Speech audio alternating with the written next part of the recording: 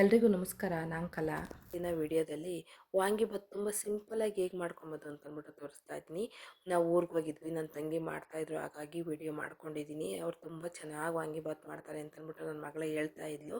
ಹಾಗಾಗಿ ಹೇಗೆ ಅವ್ರು ಮಾಡ್ತಾಯಿದ್ರಲ್ವ, ಅದಕ್ಕೋಸ್ಕರ ನಾನು ವಿಡಿಯೋ ಮಾಡ್ತಾಯಿದ್ದೀನಿ. ತುಂಬ ಸಿಂಪಲಾಗಿ ಮತ್ತು ಸರಳವಾಗಿ ಮಾಡ್ಕೊಬೋದು. ಬೇಗ ಒಂದು ಕಾಲು ಗಂಟೆ ಅರ್ಧ ಗಂಟೆ ಒಳಗಡೆ ನಾವೆಲ್ಲನ ಮಾಡ್ಕೊಬೋದು. ಹೇಗೆ ಮಾಡೋದು ಅಂತ ನೋಡ್ಕೊಂಬರೋಣ. ನೋಡಿ, ಒಂದು 200 ಗ್ರಾಮು ಎಣ್ಣೆನ ಹಾಕ್ಕೊಂಡಿದ್ದೀವಿ. ಇಲ್ಲಿ ಜಾಸ್ತಿ ಒಂದು ಸ್ವಲ್ಪ ಮೆಜರ್ಮೆಂಟ್ ಜಾಸ್ತಿ ನಾವು ಮಾಡ್ತಾ ಇರೋದ್ರಿಂದ ಇಷ್ಟು ಎಣ್ಣೆ ಹಾಕ್ಕೊಂಡಿದ್ದೀವಿ. ಹಾಗೆ ಒಂದು 50 ಗ್ರಾಮು ಕಡಲೆಬೇಳೆನ ಸೇರಿಸ್ಕೊಂಡಿದ್ದೀವಿ.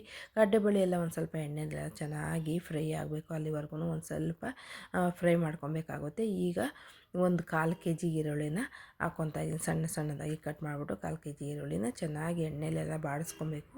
ಅಲ್ಲಿವರೆಗೂ ಈರುಳ್ಳಿನ ಬಾಡಿಸ್ಕೊಳ್ಳೋಣ.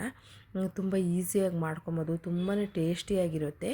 ಈಗ ಇದಕ್ಕೊಂದು ಸ್ವಲ್ಪ ಕರಿಬೇವಿನ ಸೊಪ್ಪು ಸೇರಿಸ್ಕೊಂಡು, ಊರಲ್ಲೆಲ್ಲ ಒಂದು ಸ್ವಲ್ಪ ಗುಂಡು ಬದನೆಕಾಯಿ ಇರುತ್ತಲ್ವ, ನೋಡಿರ್ತೀರಲ್ಲ, ವೈಟ್ ಬದನೆಕಾಯಿ, ಅದರೊಳಗೆ ಮಾಡ್ತಾ ಇರೋದು. ತುಂಬಾ ಚೆನ್ನಾಗಿ ಬರುತ್ತೆ. ಅದರೊಳಗೂ ಯಾವಾಗಲೂ ಒಂದು ಗಿಡ ಹಾಕ್ಬಿಟ್ರೆ ಸಾಕು, ಒಂದು 5ರಿಂದ 6 ವರ್ಷ ಆರಾಮಾಗಿ ಬದನೆಕಾಯಿನ ಯೂಸ್ ಮಾಡ್ಬೋದು. ಈಗ ನೋಡಿ, ಎಲ್ಲ ಚೆನ್ನಾಗಿ ಬದನೆಕಾಯಿ ಎಲ್ಲ ಫ್ರೈ ಆದಮೇಲೆ, ಒಂದು 80% ಫ್ರೈ ಆದಮೇಲೆ, ಒಂದೆರಡು ಟೊಮೊಟೊನ ಸಣ್ಣದಾಗಿ ಕಟ್ ಮಾಡಿಬಿಟ್ಟು ಹಾಕ್ಕೊತಾ ಇದ್ದೀನಿ. ಟೊಮೊಟೊ ಹಾಕಿ ಮಾಡಿ ನೋಡಿ, ತುಂಬಾ ಚೆನ್ನಾಗಿರುತ್ತೆ. ಇಲ್ಲ ಅಂತಂದರೆ, ನಿಮಗೆ ಟೊಮೊಟೊ ಬೇಡ ಅಂತಂದರೆ ಹುಣಸೆಹಣ್ಣು ಹಾಕ್ಕೊಬೋದು. ಈಗೆಲ್ಲ ಒಂದು 3/4 ಭಾಗ ಫ್ರೈ ಆದಮೇಲೆ ನಾನು ಇಲ್ಲಿ ಕ್ಯಾಪ್ಸಿಕಮ್ಮನ್ನ 2 ಕ್ಯಾಪ್ಸಿಕಮ್ನ ಸೇರಿಸ್ಕೊತಾ ಇದ್ದೀನಿ. ಏಕೆಂದರೆ ಕ್ಯಾಪ್ಸಿಕಮ್ಮು ತುಂಬ ಚೆನ್ನಾಗಿ ಬೇಯೋದು ಬೇಡ, ಒಂದು ಸ್ವಲ್ಪ ಒಂದು ಅರ್ಧ ಬೆಂದಿದ್ರೆ ನಾವು ತಿನ್ನೋದಕ್ಕೆ ತುಂಬಾ ಕ್ರಿಸ್ಪಿಯಾಗಿ ಸಿಗುತ್ತೆ, ಅಷ್ಟು ಚೆನ್ನಾಗಿರುತ್ತೆ ಫ್ರೆಂಡ್ಸ್.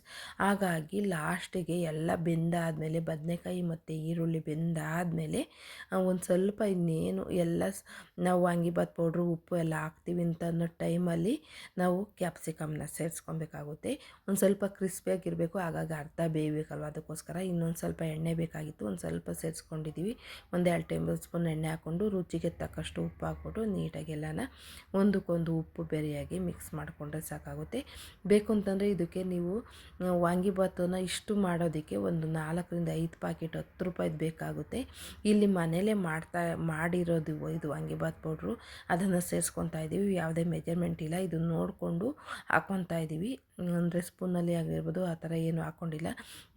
ನಾವು ಇಲ್ಲಿ ಒಂದು 10ರಿಂದ ಒಂದು 12 ಜನಕ್ಕೆ ಆಗೋವಷ್ಟು ಗೊಜ್ಜು ಮಾಡ್ತಾ ಇರೋದ್ರಿಂದ ಒಂದು 5ರಿಂದ 6 ಟೇಬಲ್ ಸ್ಪೂನು ನಾವು ಸಾಂಬಾರು ಪುಡಿನ ಹಾಕ್ಕೊಂಡಿರೋದು, ಅಂದರೆ ವಾಂಗಿಬಾತ್ ಪುಡಿ ಮನೇಲೇ ಮಾಡಿರ್ತೀವಲ್ಲ, ಅದನ್ನು ಹಾಕ್ಕೊಂಡಿರೋದು. ನೀವು ಬೇಕು ಅಂತಂದರೆ ಇಷ್ಟು ಮೆಜರ್ಮೆಂಟಿಗೆ ಬೇಕು ಅಂದರೆ ಒಂದು 4ರಿಂದ 5 ಪ್ಯಾಕೆಟು 10 ರೂಪಾಯಿದು ವಾಂಗಿಬಾತ್ ಪುಡಿ ಇರುತ್ತಲ್ಲ, ಅದನ್ನು ಹಾಕ್ಕೊಂಡ್ರೆ ಸಾಕಾಗುತ್ತೆ. ನೋಡಿ, ಇನ್ನೊಂದು ಸ್ವಲ್ಪ ಬೇಕಾಗಿತ್ತು ಪುಡಿ, ಅದಕ್ಕೋಸ್ಕರ ಇನ್ನೊಂದು ಟೇಬಲ್ ಸ್ಪೂನ್ ಹಾಕ್ಕೊಂಡು ನೀಟಾಗೆಲ್ಲ ಮಿಕ್ಸ್ ಮಾಡ್ಕೊತಾ ಇದ್ದೀವಿ. ನೋಡಿ ಫ್ರೆಂಡ್ಸ್, ಒಂದು 10 ನಿಮಿಷದೊಳಗಡೆ ಆಯ್ತು ಅಷ್ಟೇ. ಈರುಳ್ಳಿ ಮತ್ತು ನಾವು ಹಾಕಿರೋ ಬದನೆಕಾಯಿ ಫ್ರೈ ಆದರೆ ಸಾಕು, ಬೇಗನೆ ವಾಂಗಿಬಾತ್ ರೆಡಿ ಆಗುತ್ತೆ. ಇದನ್ನು ಇವಾಗ ಎಲ್ಲ ಬಿಸಿ ಅನ್ನ ಮಾಡಿರ್ತೀವಲ್ಲ, ಉದ್ರಾಗ ಅನ್ನ ಮಾಡಿರಬೇಕಾಗುತ್ತೆ. ಆ ಅನ್ನಕ್ಕೆ ಕಲಿಸ್ಕೊಳ್ಬೇಕು. ಆದಷ್ಟು ಒಂದು ಸ್ವಲ್ಪ ಅನ್ನ ಆರಿರಬೇಕಾಗುತ್ತೆ. ನಾವು ಇಲ್ಲಿ ಅಲ್ಲಿ ಟೈಮ್ ಆಗೋಗಿತ್ತು ಅಂತಂದ್ಬಿಟ್ಟು ಬಿಸಿ ಅನ್ನನೇ ಕಲಿಸ್ತಾ ಇದ್ದೀವಿ. ನೀವು ಮಾಡಿದಾಗ ಒಂದು ಸ್ವಲ್ಪ ಅನ್ನ ಆರಿಸಾದ್ಮೇಲೆ ಕಲಿಸ್ಕೊಳ್ಳಿ, ತುಂಬಾ ಚೆನ್ನಾಗಿ ಬರುತ್ತೆ. ನೋಡಿ ಫ್ರೆಂಡ್ಸ್, ಇವತ್ತಿನ ವಿಡಿಯೋ ನಿಮ್ಮೆಲ್ಲರಿಗೂ ಇಷ್ಟ ಆಗಿದೆ ಅಂತ ನಾನು ತಿಳ್ಕೊತಾ ಇದ್ದೀನಿ. ಇಷ್ಟ ಆಗಿದ್ದರೆ ಈ ವಿಡಿಯೋಕ್ಕೊಂದು ಲೈಕ್ ಮಾಡಿ, ಹಾಗೆ ಶೇರ್ ಮಾಡಿ, ನಿಮ್ಗೆ ಗೊತ್ತಿರೋರಿಗೆ, ನಿಮ್ಮ ಹಿತೈಷಿಗಳಿಗೆ, ಹಾಗೆ ನಿಮ್ಮ ಅನಿಸಿಕೆ ಅಭಿಪ್ರಾಯನ ಕಮೆಂಟ್ ಮೂಲಕ ವ್ಯಕ್ತಪಡಿಸಿ. ಇಷ್ಟೊತ್ತು ವಿಡಿಯೋ ನೋಡಿದ್ದಕ್ಕೆ ನಾನು ನಿಮಗೆ ತುಂಬ ಹೃದಯದ ಧನ್ಯವಾದನ ಅರ್ಪಿಸ್ತಾ ಇದ್ದೀನಿ. ಮತ್ತೊಂದು ಹೊಸ ವಿಡಿಯೋದೊಂದಿಗೆ ಭೇಟಿಯಾಗೋಣ. Thank you friends, thank you.